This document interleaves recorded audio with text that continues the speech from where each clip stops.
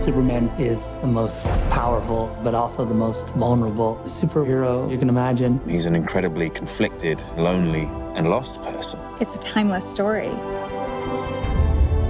Superman is a story for everybody. It's going to be intense, visceral, really exciting to watch. We need champions and we need someone to believe in. It's about the potential for every person to be a force for good. We have to believe that somebody can make things right. From the first time I could ever remember, Superman was one of the people I wanted to be.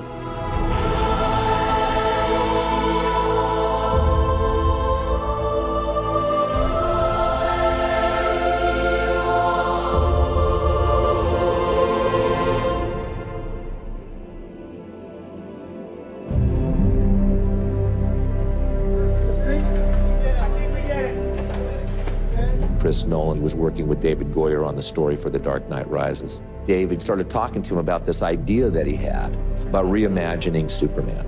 Our approach was not a comic book Superman. It was just to do a more realistic Superman, a Superman that exists in a real world.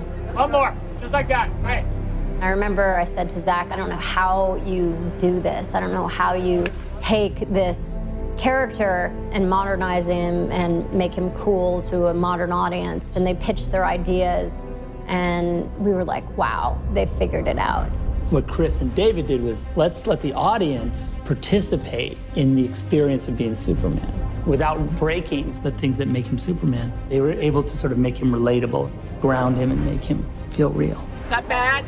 The holy grail of the rehearsal is still out there. Working with Zach is great. His energy is always up.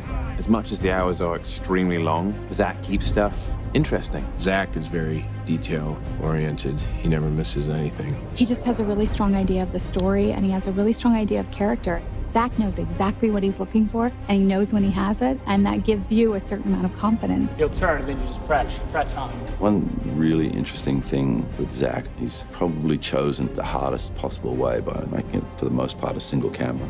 You don't work on movies of this scale with a single camera. Even though we're walking around and making shots, the frame is always being analyzed and refined as we go. Boom, they come off.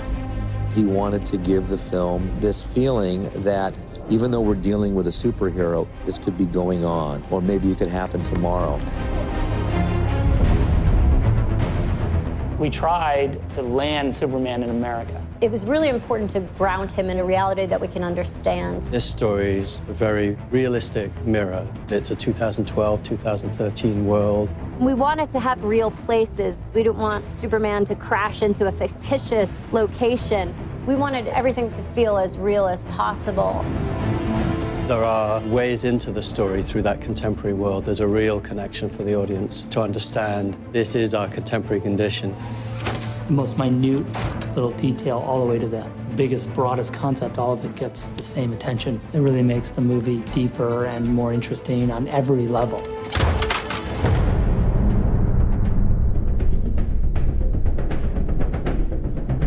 We're gonna make Superman. First thing you gotta figure out is, what's the suit gonna look like? The cape has to be there.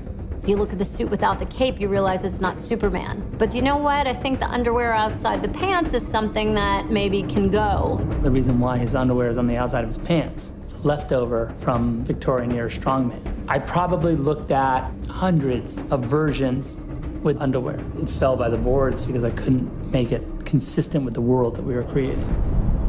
It was really important for Zach for the suit to make sense. So it's not like, where did the suit come from? Did he hand make it? Did his mom make it? We had to create a world where that kind of outfit was commonplace and make that feel natural. It's kind of like chainmail to the knights of the medieval times. When we go to Krypton, you can see the council members, the soldiers, they all have the same skin suit. Sometimes you'd see it with a cape, or sometimes armor would go on top of it. It's a really high-tech kind of fabric, which I think is a nice departure from the spandex. What's the S stand for? It's not an S. On my world, it means hope. Well, here it's an S. The Superman S is said to be the second most recognizable symbol on the planet other than the Christian cross. The fact that the S in a shield exists on the chest of a superhero from another planet is a huge design problem. So if the S glyph is related to Superman and the House of El, we see it on Jor-El and we see it on Lara as well. When you look at the council costumes, they all have their glyphs, their shield. We looked a lot at medieval heraldry and symbols of dynasties and guilds and things, so we created our own version of that. You have to go and find the why of it. You know, it's like an illuminated text. There's a reason why those monks have been redrawing that same thing for 1,000 years. It's got a very alien feel to it, while being recognizable as a suit that we know and love. It's that fine line of reinventing him, but still seeing him in there.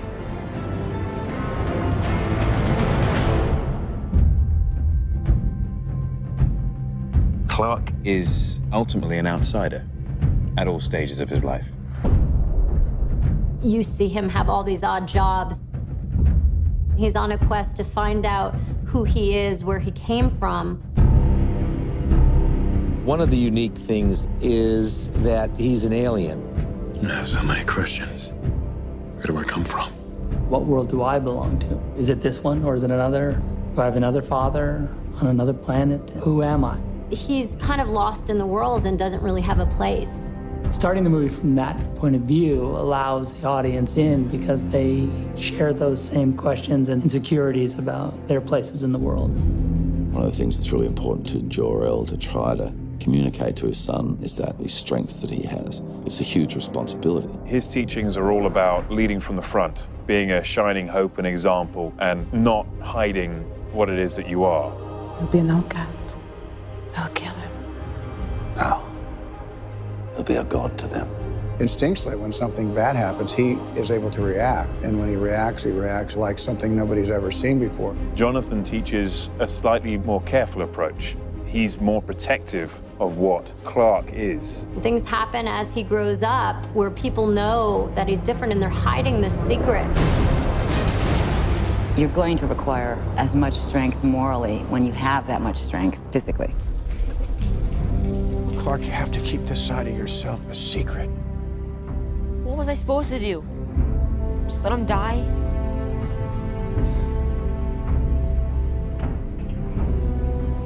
Maybe.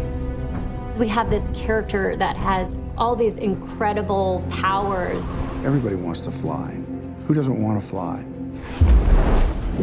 Everybody has the same dream, the defiance of gravity and all that that symbolizes. Obviously, we see Superman fly because he can control his power and his speed. I wonder what it would be like to be able to just take to the sky, to feel the wind through my hair would be the most incredible thing. The super speed aspect of the fight makes them completely superhuman and beyond the scope of what is actually possible. We're going to see action in this film like we've never seen it before. Much more physical, much more high-powered. There was definitely a real conscious effort to support the idea that this is happening between Kryptonians. One of the talents that they would exploit would be that sense of speed to be able to vanquish their enemy very, very quickly. Superman is from another planet. He calls into question so much of what we take for granted, whether it be philosophical or physics. He has come to Earth to remind us of ourselves. Miss Lane, not a fan of the Daily Planet, but those pieces you wrote when you were embedded with the First Division were pretty impressive. Well, what can I say? I get writer's block if I'm not wearing a flak jacket. Lois has always been a strong female character. The difference is that our Lois is more proactive. She's doing all the things that she needs to do to understand this character that could save her world. How do you find someone who has spent a lifetime covering his tracks? He hasn't quite factored in the idea of being the savior of the world until Zod turns up. My name is General Zod.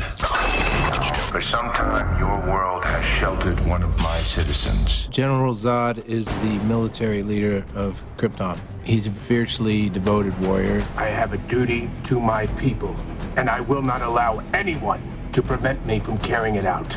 You are presented with a character that, from his point of view, is striving to do the right thing. To Kal-El, I say this. Surrender within 24 hours, or watch this world suffer. Hopes and dreams travel with you. The idea of these two people on a dying world having to make this sacrifice where they would say, you know, we're never going to see our child grow up, but we've got to put this message in a bottle. Clark gets his DNA from another galaxy, but he gets his character from Jonathan and Martha. You're the answer to are we alone in the universe? Can I just keep pretending I'm your son?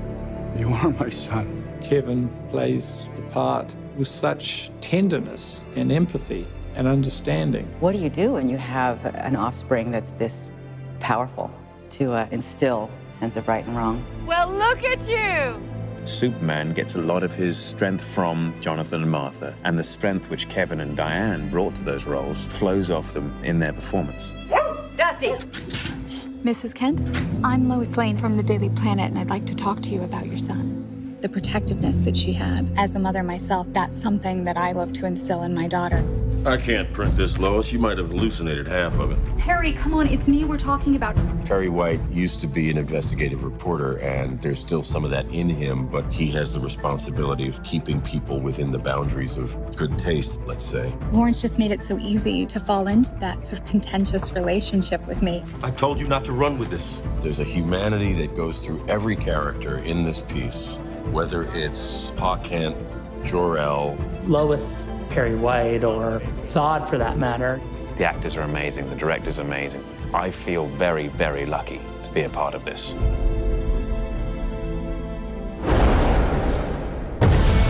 It's reinventing Superman. What'll really be modern about what we're doing is Zach's vision of it. This imagining has such a sense of humanity. It's a spectacular adventure. People are going to feel part of the movie. The scope and scale of the movie is epic. Every scene, every moment, you haven't seen that.